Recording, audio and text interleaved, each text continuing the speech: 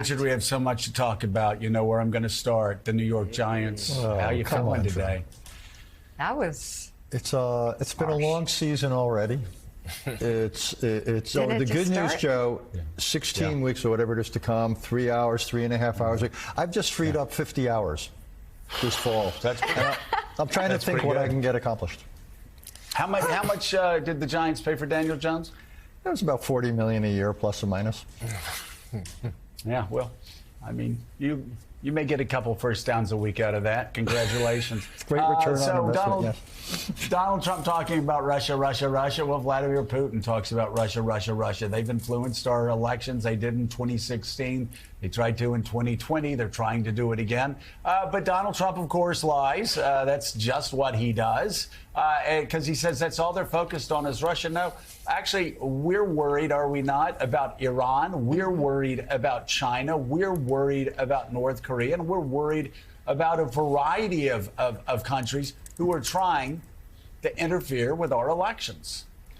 Well, the answer is we should be worried because they are trying. To some extent, they will succeed. The lesson I take from this, Joe, is, look, we're an open society. We're vulnerable. Our adversaries, our enemies, are going to try to exploit that. We've made it clear in this country we're not going to police really what happens in the digital space. Congress and the courts have made that clear. The companies aren't doing much. So it's really on us as consumers, as readers, whether we're going to be more critical. And I'm also worried what we do to ourselves. Let's put aside what the foreigners do, what we Americans do to ourselves. But this is the new political environment in which these politics take place, and we're vulnerable to misinformation on steroids.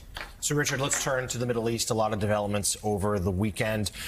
Some more violence in the West Bank. We had some soldiers killed. We also had a woman who has American Turkish citizenship killed during a protest, apparently by an Israeli soldier, reportedly. We had widespread protests again this weekend throughout Israel, including in Tel Aviv. And it's just a sense that a ceasefire deal is further apart than it's been in a while. What's your read? Ceasefire deal, I think, is not going to happen.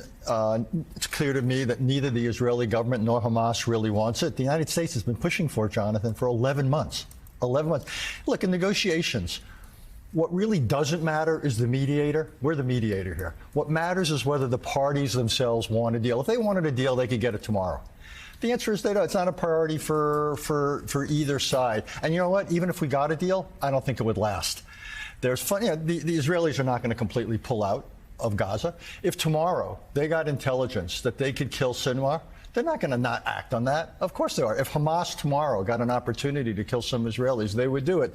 So I do not understand why we're pushing so hard. It violates Jim Baker's law that the United States can never want an agreement more than the parties. We are violating that every day. Plus, what you're pointing to, what scares me as much as anything, it's not that Gaza will continue as a low-level conflict for I don't know how long, but we're beginning to see the Gazification, if you will, of the West Bank.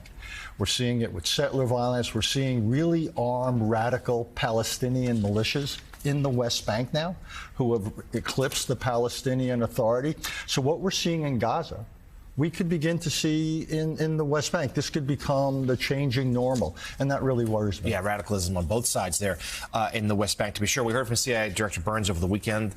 The negotiations are going to resume, but U.S. officials telling me and others over the weekend that they just feel like both sides keep moving goalposts, Hamas and Israel. We're not going to, and it doesn't seem like a deal is in the offing anytime soon. My question to you is, we've been waiting for weeks now for Iran to decide whether or not they're going to retaliate for Israel, and the sense is they're going to wait and see if a deal would be struck. Well, it looks like now a deal's not going to get struck. Does that mean Israel and the U.S. and its allies need to be back on alert for Iran to retaliate, to strike, or do we think that ship has sailed? I do not think that ship has sailed. The old line in the Middle East, revenge is a dish best served cold. So there's no time limit on Iranian retaliation. I think the bigger question is how. I think there'll be some form of retaliation. Will it be some type of assassination, a tit for tat for Haniyeh getting assassinated at the government guest house? But this could happen at any time in any way, and it's really up to the Iranians to decide when they feel the books have been balanced. And then the Israelis will have to decide whether they want to respond to that. Last April, the two managed a potential escalation crisis to avoid it. I think the real question is whether the two can manage it again. We'll see.